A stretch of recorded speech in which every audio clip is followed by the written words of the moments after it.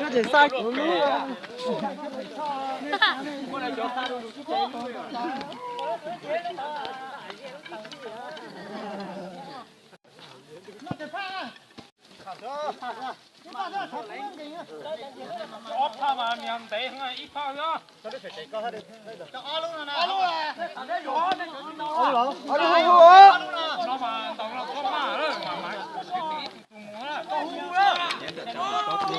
thế thì tính thắng thua thế nào thế này?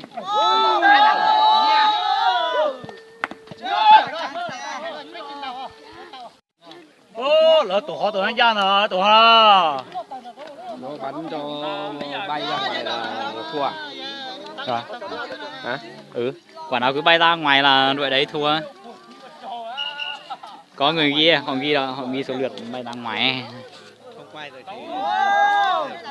thì thế này là người này thua đúng không? Họ bắn trượt là họ thua đúng không?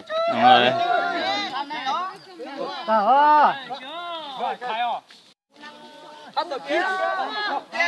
Rồi, tại lúc hoảng đấy.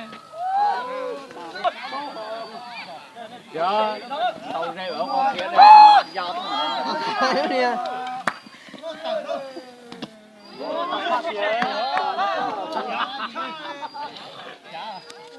bắt tập phi ồ.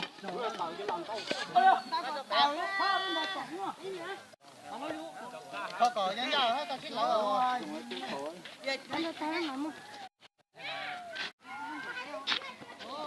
bảo ơi cô chưa thôi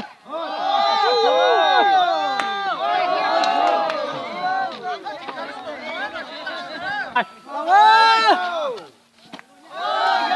Ngọc ơi! Ngọc ơi! Chút!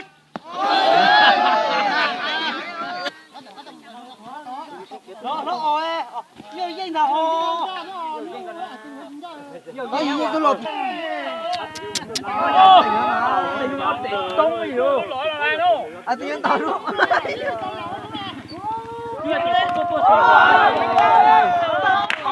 Ồ. Bắt tôi cái cảnh luôn.